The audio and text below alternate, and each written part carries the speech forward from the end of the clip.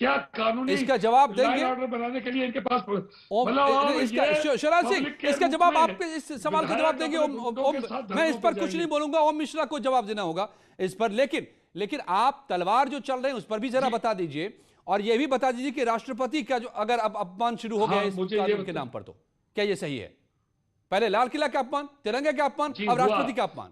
महामहिम राष्ट्र सुनो, महामहिम राष्ट्रपति जी का भी अपमान हुआ। महामहिम राष्ट्रपति जी ने आज ये भी कहा अपने शांतिपूर्वक धरने का, आंदोलन का हम समर्थन करते हैं। मैं 2 महीने से दलित प्रेरणा स्थल पर शांतिपूर्वक धरना देता रहा, लाइन ऑर्डर में धरना दिया, रात को भारी पुलिस फोर्स के साथ मेरे धरने को तितर बितर किया। जो बागपत में शांतिपूर्वक किसान आंदोलन दे रहे थे, लाठीचार्ज करके उनको भगाया गया। तो क्या ये बागपत वाला और दलित प्रेरणा स्थल का राष्ट्रपति के भाषण का अपमान नहीं है?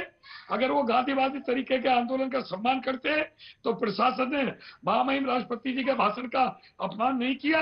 रात को जाकर के भोले वाले किसानों पर भारी पुलिस बल के साथ शांतिपूर्वक जो धरना दे रहे हैं, मिश्रा जी, बीजेपी के प्रवक्ता, पूरे आंदोलन में, और फिर विशाल मिश्रा।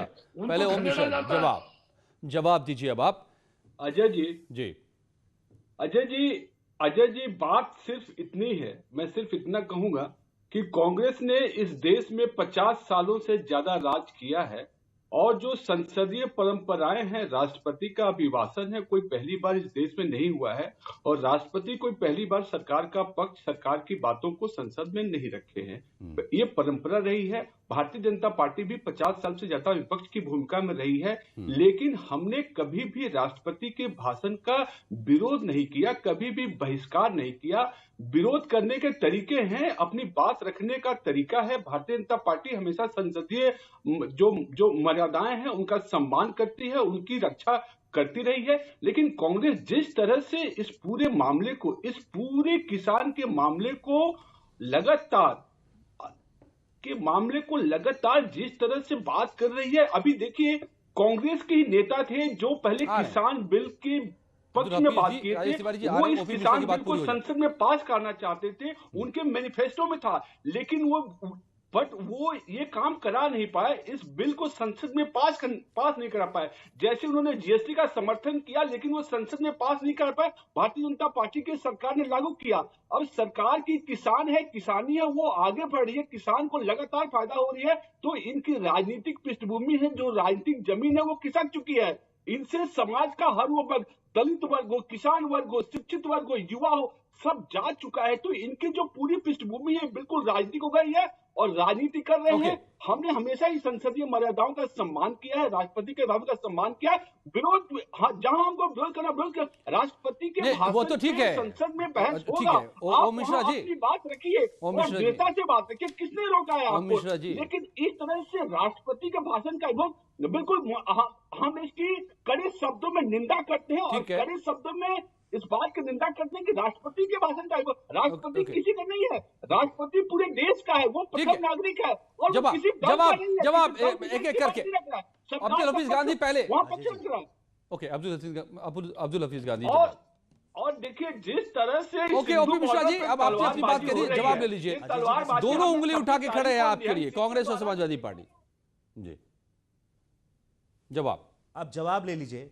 अजय जी, जिस तरह से भारतीय जनता पार्टी के हमारे साथी बोल रहे हैं, मैं समझता हूं कि ये भूल जाते हैं कि किस तरह से सुषमा स्वराज जी ने कहा था कि संसद का बॉयकॉट करना ये हमारा अधिकार है। अरुण जेटली जी ने भी यही कहा था। और पिछली सरकारों में जाइए, जब कांग्रेस की सरकार है, राष्ट्रपति के अभिभाषण का कभी हमने बहिष्कार नहीं चढ़ जाता था। भारतीय जनता पार्टी संसद नहीं चलने देते थे ये लोग। पूरा का पूरा संसद सत्र इन लोगों ने बर्बाद किया है। और ये आज जो है लोकतंत्र की दुहाई दे रहे हैं, उसका राज्य चलता है, लोकतंत्र की दुहाई दे रहे हैं। जो लोग ये कहते थे कि बॉयकॉट करना उनका जन्मसिद्ध अधिकार है, राहुल नाम का बच्चा जो है वो रूठ गया है। लोकतंत्र ये भी है कि जनता की सुनी जाए, वो सत्ता में हासिल होना चाहता है, उसके लिए वो संसद के सारी गरिमाओं को और सारे संसदीय परंपरा को भंग कर देगा।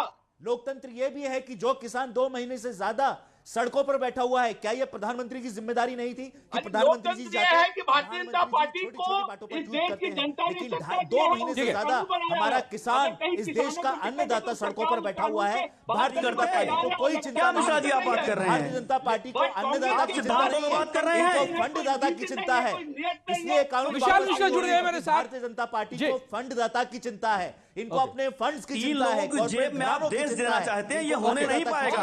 ओके ओके, ठीक है विशाल मिश्रा फंडदाता की चिंता मत कीजिए, ये फंडदाता आपके काम नहीं आएंगे। ओके सर, नीति और ध्यान ओके सर, नहीं लगता काम आएगा जिसकी आप विशाल मिश्रा